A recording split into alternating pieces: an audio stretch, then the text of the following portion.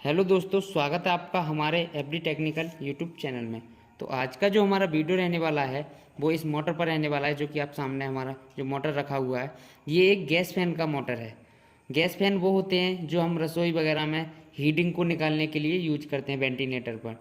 तो इसका आज हम आपको बाइंडिंग डाटा बताएंगे और बताएंगे कि इस मोटर को किस तरह से हम रिवाइंड करते हैं, इसका कॉयल बनाने का क्या प्रोसेस रहता है, कितने नंबर का हम इसमें वायर यूज करते हैं। और इस मोटर से रिलेटेड आपको कोई भी टॉपिक इस वीडियो में रहने वाला नहीं है जिससे कि आपको कोई अन्य वीडियो देखने की ज़रूरत पड़ेगी। आपको कोई वीडियो देखने की ज़रूरत नहीं पड़ेगी अगर आपने ये वीडियो हमारा पूरा देख लिया तो वीडियो को पूरा देखें जिससे आपको इस मोटर से रिलेटेड कोई भी आपसे टॉपिक ना बचे और आप इस मोटर को बहुत ही अच्छी तरह से रिवाइंड कर सकें।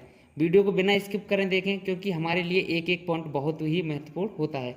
अगर हम कोई भी पॉइंट छोड़ देते हैं बाद को, फिर हमें दूसरा वीडियो देखने की ज़रूरत पड़ती है। इससे पहले ही आप वीडियो को स्किप ना करें और अच्छी तरह से वीडियो को देखें और प्रॉपरली इसका डाटा समझें और अपने मोटर को इस मोटर के डाटा को देखकर बहुत ही आसानी से आप मोटर रिवाइंड करिए और आपका जो मोटर है बहुत ही अच्छी तरह से वर्क करेगा। किसी भी प्रकार की कोई हीटिंग प्रॉब्लम या आरपीएम से रिलेटेड किसी भी प्रकार की आपको कोई भी दिक्कत आने वाली नहीं है।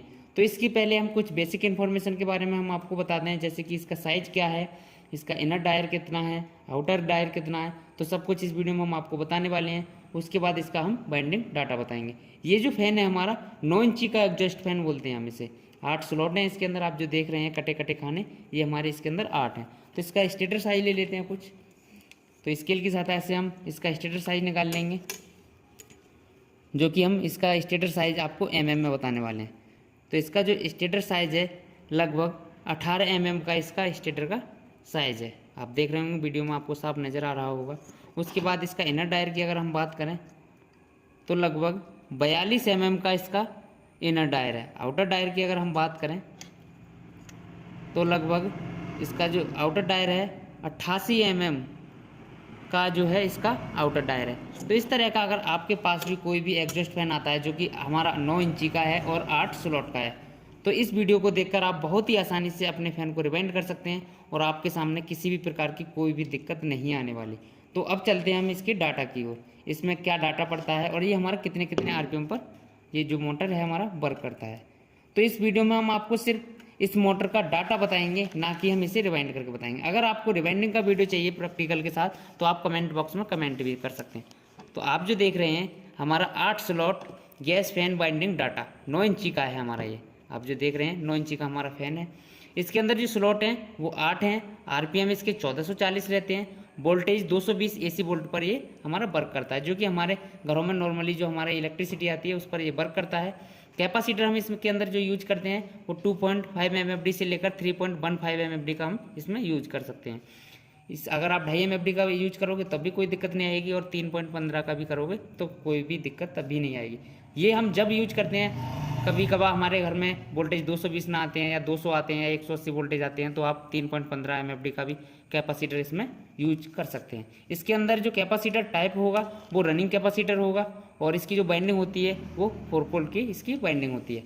अब आते हैं हम इसकी कॉइलों की तरफ कि कैसे कैसे हमें इसकी कॉइल बनानी है। तो ये पहले रनिंग कॉइल का डाटा बता देंगे हम, उसके बाद रीस्टार्टिंग का बताएंगे और बाद को बताएंगे कि इसकी जो कॉइलें हैं वो आपको किस तरह से बनानी है। तो सबसे पहले रनिंग कॉइल की तरफ देख लेते हैं।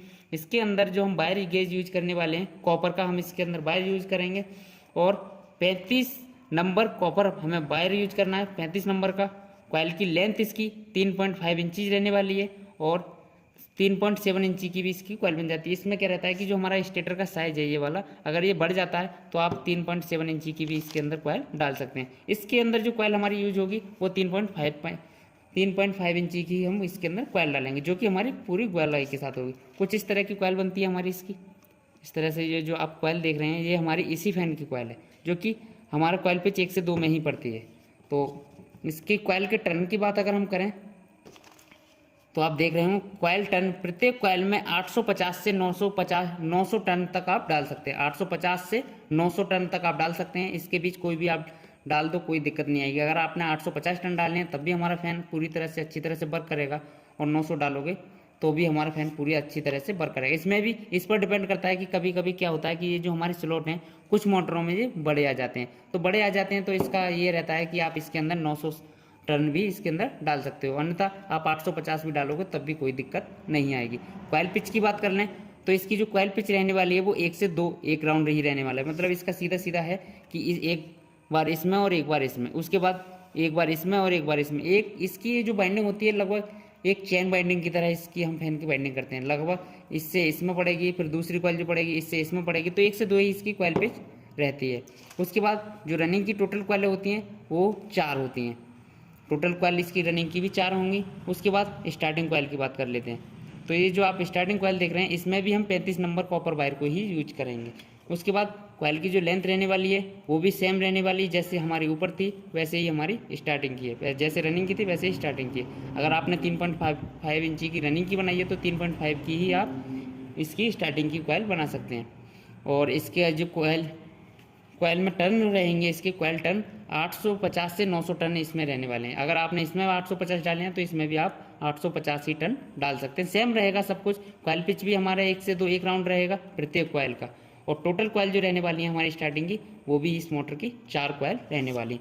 तो इस तरह से इस डाटा को देखकर आप किसी भी मोटर का, इस तरह की अगर आपके पास कोई भी मोटर आती है गैस फैन की, तो आप बहुत ही आसानी से इस मोटर को रिवाइंड कर सकते हैं और किसी भी प्रकार की आपकी मोटर में कोई दिक्कत नहीं आएगी। आरपीएम भी हमारा प्रॉपर आएगा और अच्छी तरह से हमारी मोटर जो है वर्क करेगी।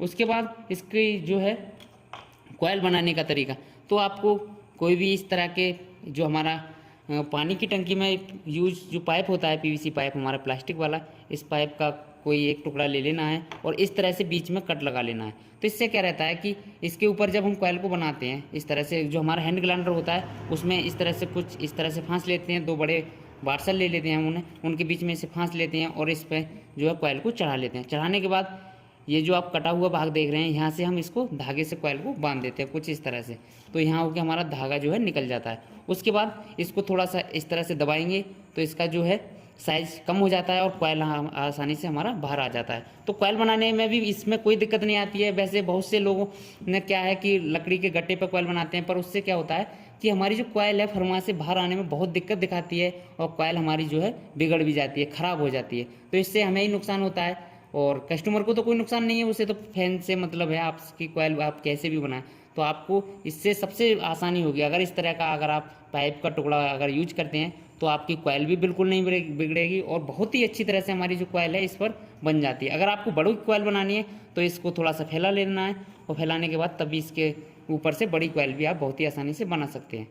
तो इस तरह से आपको किसी भी प्रकार की कॉइल बनाने में भी दिक्कत नहीं आएगी और इस मोटर को बहुत ही आसानी से आप रिवाइंड कर सकते हैं। इसके कनेक्शन भी 1 से 3 रहते हैं, सेम रहते हैं, सभी मोटरों के जैसे होते हैं उसी तरह से इसके भी हमारे कनेक्शन सेम रहते हैं। अगर आपको इस वीडियो में इस मोटर से रिलेटेड कोई भी अगर आपको टॉपिक बचा हो या किसी भी डाटा में अगर किसी भी चीज़ में डाउट हो या इसकी इन्फॉर्मेशन से रिलेटेड अगर हम कुछ नहीं बता पाएँ तो आप कमेंट बॉक्स में बता सकते हैं और ये जो है आपको हम उसमें ही रिप्लाई दे देंगे, या आप हमारे व्हाट्सअप नंबर पर व्हाट्सअप कर सकते हैं कि हमें यहाँ दिक्कत आ रही है, तो हम उसका प्रैक्टिकल का वीडियो भी आपको बना के डाल देंगे।